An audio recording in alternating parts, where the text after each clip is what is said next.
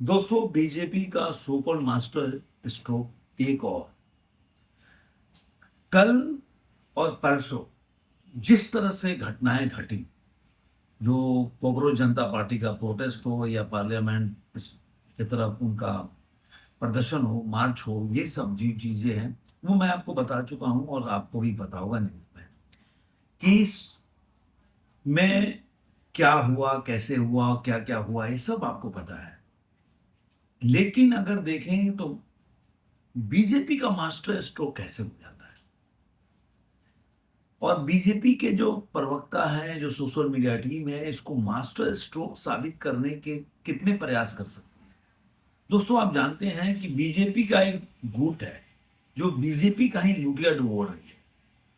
कई बार क्या होता है कि कई जो सोशल मीडिया पे बीजेपी के जो फॉलोअर हैं, वोटर नहीं, यदि उनके बोलेंगे कि बीजेपी के कार्यकर्ता नहीं या प्रवक्ता नहीं, जो सोशल मीडिया पे उनको सपोर्ट करते हैं, जो राष्ट्रभक्त हैं, जो देशभक्त हैं, जो हिंदुत्व को मानते हैं और इसकी वजह से बीजेपी को वोट देते हैं, वो लोग समय समय पर उनमें आपस में भी कई बार क्या होता है कि कुछ लोग ज्यादा सवाल करते हैं, चाहे यूजीसी का मुद्दा हो या नीट का मुद्दा हो या धर्मेंद्र प्रधान के जो इस्तीफा का मुद्दा हो। इसको लेकर राष्ट्रवादी जो भी सोशल मीडिया पे लोग हैं, वोकल तरीके से जो बीजेपी को वोट देते हैं, बोलते रहे। उनमें आपस में भी कई बार होता है कि भाई ठीक है, जैसे कि मैं भी मानता हूं, लेकिन फिर मैं बोलूंगा कि जाने दो यार, इतना भी नहीं करना है। लेकिन हर बार जब भी बीजेपी ऐसी ब्लंडर करती है, उसके बाद उसको सोशल मीडिया टीम ऐसी ही जो होते हैं ना कि थेथोलॉजी, निर्लजता से आकर उसको डिफेंड करना प्रयास करती है। और ये बीजेपी ये ना बोले, मैं कई बार बोला हूं कि उनके जो बीजेपी के चाहे नरेंद्र मोदी हो, अमित शाह हो, इस मुगालते में न रहे कि उनका जमीन पे बहुत ज्यादा उनके कार्यकर्ता काम करते हैं, इसकी वजह से वो चुनाव जीत रहे हैं। मैं पहले भी बोला हूं कि मैं जहां पे काम करता हूं, मैं जहां नौकरी करता हूं, मैंने आज तक बीजेपी के कार्यकर्ता को तो कोई वोट मांगने के लिए मेरे फ्लैट्स में या मेरे बिल्डिंग में आते नहीं देखा है। लोग वोट इसलिए करते हैं, चलो यार, लोग त्रस्त थे 70 साल के एक सरकार से जो कि हमेशा से हिंदुत्व या राष्ट्र को, जो राष्ट्रभक्त हैं, राष्ट्रवादी लोग हैं, उनको एक, और अपने देश को इग्नोर करके, राष्ट्रवादी लोगों को इग्नोर करके एक द्वैम दर्जे का नागरिक एक तरह से समझकर काम करते रहे और तुष्टिकरण को लेकर चलते रहे। जो बहुत 70 सालों से ये जिसके दिल में ये आग थी, जो लोग ये मानते थे एक न एक दिन उनको ये रास्ता मिला, जब अटल बिहारी वाजपेयी की सरकार थी तो उन्होंने सपोर्ट किया, लेकिन वाजपेयी फिर वही तुष्टिकरण के राह पे चले, जिसकी वजह से जो अटल बिहारी वाजपेयी का जो हालत हुआ वो आपके सामने है। अब नरेंद्र मोदी भी उसी राह पे चलते हैं हमारे देश में। पता नहीं, मैंने कल देखा था एक, वो भी यूट्यूब पे वीडियो बनाते, वो बोल रहे थे कि उनसे कुछ आरएसएस के लोग मिल रहे हैं। आपने देखा होगा मोहन भागवत का भाषण। उनको लगता है ना कि जो मुस्लिम मतदाता है जो उनको वोट नहीं देते, उससे कैसे उनसे एक एविडेविट ले लें, अप्रूवल ले लें कि भाई हम लोग सेकुलर हैं।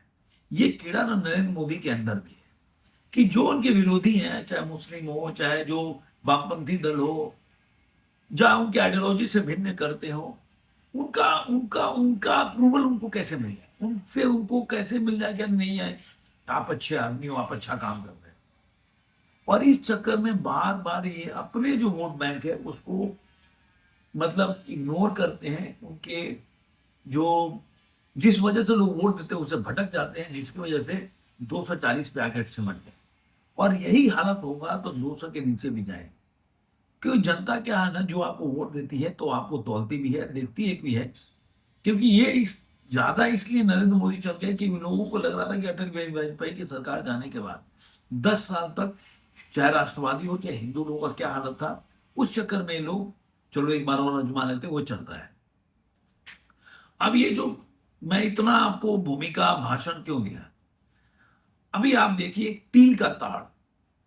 तिल का ताड़ कैसे, जो सीजेपी का प्रोटेस्ट था जंतर मंतर पे, मुझे लग रहा है कि 100-200 लोग, उस 100-200 को कैसे लाखों में परिवर्तित कर रहा है, वो बीजेपी से सीखे। और मैं कभी कभी दिल्ली वालों को बोलता हूं कि जब बीजेपी के लोग वोट मांगने हैं तो को चप्पल से मार के भगाओ, क्योंकि इन्होंने पूरे के पूरे दिल्ली की माँ बहन करके रखी है, और इन्होंने पूरा अराजकता में डाल के रखा है, दिल्ली को रैंसम में डाल के रखा है। और आज बीजेपी के जो लोग जिन्होंने बीजेपी को वोट दिया है, वो सोच रहे होंगे कि इससे आज आम आदमी पार्टी की सरकार थी, कम से कम दिल्ली खुला था, और केंद्र में कांग्रेस की सरकार थी, कम से कम इस तरह के प्रोटेस्ट नहीं होते थे कि कभी सिंधु बॉर्डर बंद है तो कोई वो बॉर्डर बंद है तो कोई गाजियाबाद का बॉर्डर बंद है। ये सब नहीं चलते थे, क्योंकि जब सरकार नपुंसक हो जाती है, जब सरकार कुछ नहीं कर पाती, उससे तो आप देखिए कि किस तरह रामलीला मैदान में उन्होंने किया था कांग्रेस ने। सरकार गई लेकिन उन्होंने एक्शन तो लिया। लेकिन जब जब ये देखते हैं कि किस तरह से जो लोग हैं आपके विरोध में खड़े हैं, और उसके और एक तिल का ताड़ किस तरह से पार्लियामेंट मार्च करते हैं, लोग भारत का झंडा लाल किला से उतार देते हैं, बीजेपी कुछ नहीं करती। जो बड़े बड़े दावे करते हैं नरेंद्र मोदी और उनके जो प्रवक्ता हैं कि अरे हम तो अपने जो मोदी हैं वो दम है, इस तरह का, वो कहीं ना कहीं यहाँ पे फेल नजर आते हैं। और आज के टाइम में पूरे दिल्ली की हालत इतनी अराजक हो गई है कि आप सही समय से कहीं पे चल नहीं सकते। कभी आप गाजियाबाद बॉर्डर क्रॉस नहीं कर सकते तो कभी कुछ। अभी आपने देखा होगा कि अभी सिंधु बॉर्डर पे भी किसान आंदोलन आ गया। तो ये जो चीजें शाहीन बाग में कितने साल बंद रहा, आपने देखा होगा। ये किसका देन है? ये बीजेपी का देन है, जो शाहीन बाग जैसे आंदोलन को बैठाना बीजेपी का है। ये नरेंद्र मोदी की निष्क्रियता, निकर्मण्यता जो मान के चलिए कि बंदे में अपनी विल पावर नहीं है, जो दूसरों को देहाती होता है बोलता है। आज उनके बारे में अगर ये शब्द यूज किया जाए तो क्या बोलेंगे? क्योंकि उनकी वजह से पूरा का पूरा दिल्ली आज अराजकता के दलदल में ढकेल दिया गया है, और दिल्ली के लोग परेशान हैं। जो जिससे भी मेरी बात हो रही, जो लोग दिल्ली में रहते हैं, जो रिलेटिव हैं या दोस्त हैं, वो बोलते हैं इससे तो अच्छा कांग्रेस की सरकार थी, और काम धाम ठीक है, लेकिन आप सही समय पर ऑफिस नहीं जा सकते।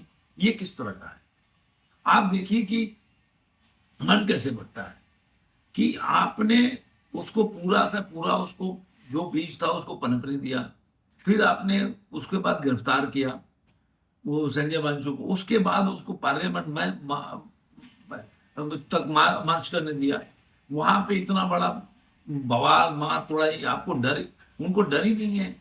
आप जाइए, मेट्रो से लेकर पब्लिक प्रॉपर्टी को कितना नुकसान पहुंचाया, पुलिस कितनी मार खाई। उससे चौथा उत्तर प्रदेश है।